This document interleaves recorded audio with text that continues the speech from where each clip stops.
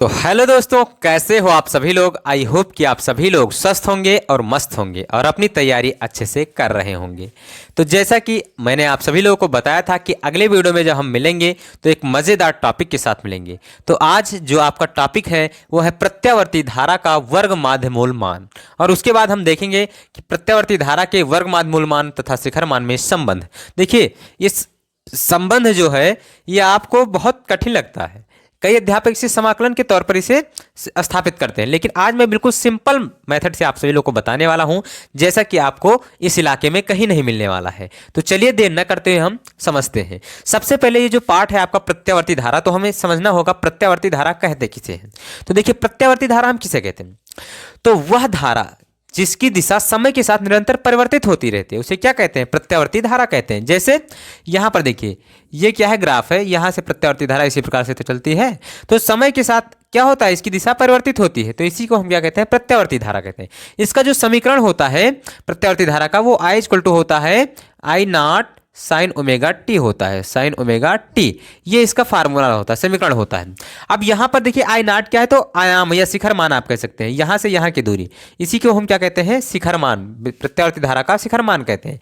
तो इस आई नॉट तथा आई आर एम एस यानी प्रत्यावर्ती धारा का रूट मीन्स स्क्वायर के बीच में हम संबंध देखने वाले हैं। तो सबसे पहले हम इसे देखते हैं, प्रत्यावर्ती धारा के वर्ग के माध्य के मूल को प्रत्यावर्ती धारा का वर्ग माध्य मूल मान कहते हैं। नहीं समझ में आया, कोई बात नहीं, फार्मूले से अभी देखिए, ये प्रत्यावर्ती धारा है, ठीक है, तो इसका हम क्या करेंगे, वर्ग करेंगे। प्रत्यावर्ती धारा के वर्ग के, उसके फिर माध्य के, फिर मूल को क्या कहते हैं, तो आई आर एम एस कहते हैं, आई आर एम एस, ठीक बेटा, आई आर एम एस कहते हैं। यानी आपका हो गया I R M S equal to under root I square bar हो गया। यानी आप कह सकते हैं इस प्रकार से कि I R M S equal to क्या हो जाएगा, अंडर रूट आई स्क्वायर और क्या हो जाएगा, आई स्क्वायर और फिर बार हो जाएगा। ठीक बेटा, सिंपल सा हो गया, आपको कुछ ज़्यादा समझने की जरूरत नहीं है। ये प्रत्यावर्ती धारा है, इसका वर्ग के माध्य के मूल को प्रत्यावर्ती धारा का वर्ग माध्य मूल मान कहते हैं। ये प्रत्यावर्ती धारा है, इसके प्रत्यावर्ती धारा के वर्ग के माध्य के मूल के मान को क्या कहते हैं, प्रत्यावर्ती धारा का वर्ग माध्य मूल मान कहते हैं। ठीक बेटा, ये हो गया।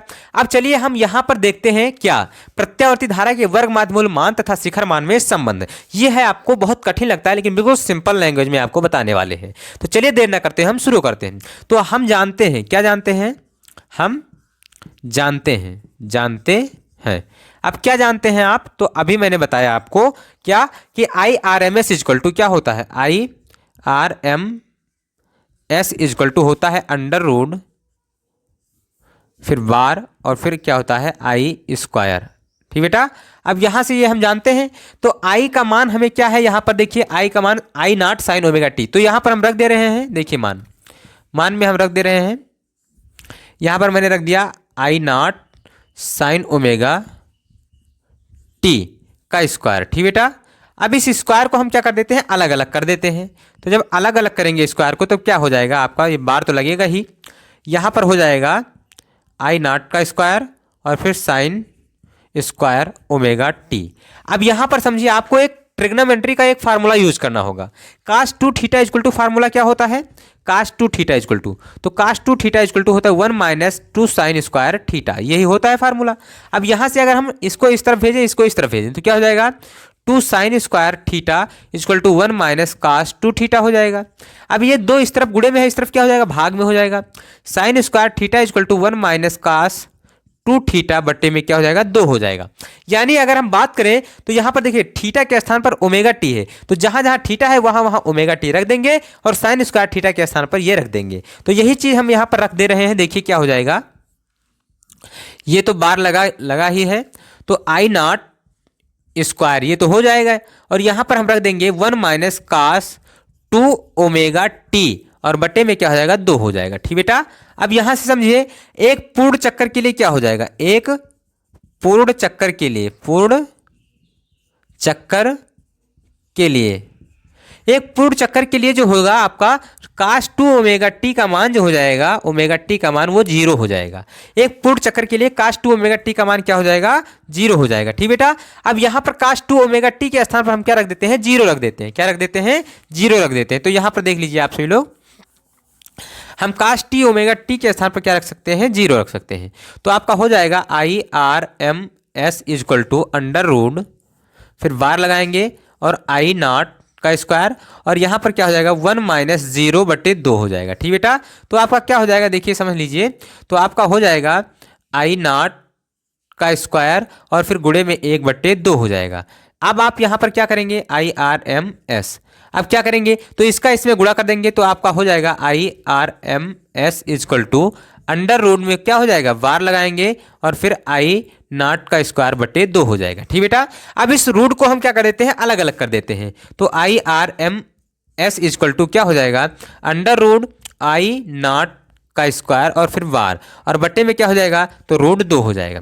अब अगर हम रूट से स्क्वायर को हटाते हैं, यानी स्क्वायर से रूट को हटा देते हैं, तो क्या हो जाएगा, जो माध्य लगा हुआ वो भी हट जाएगा आपका। तो आपका बचेगा क्या, तो I R M S equal to आपका बचेगा आई नॉट और बटे में रूट 2 बचेगा। या इसी को हम लिख सकते हैं क्या, तो आप लिख सकते हैं आई नॉट और बटे में 1.414 लिख सकते हैं, या इसी को हम लिख सकते हैं 0.707 और आई नॉट लिख सकते हैं। तो ये हो गया क्या, आई आर एम एस और आई नॉट में संबंध, यानी वर्ग माध्य मूल मान और शिखर मान में संबंध हो गया प्रत्यावर्ती धारा का।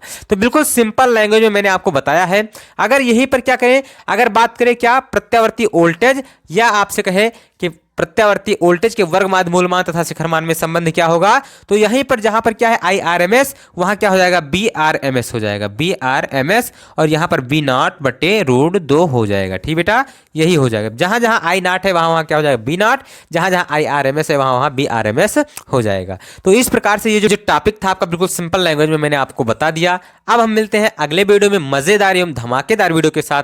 तब तक के लिए जय हिंद, love you, bye bye, take care.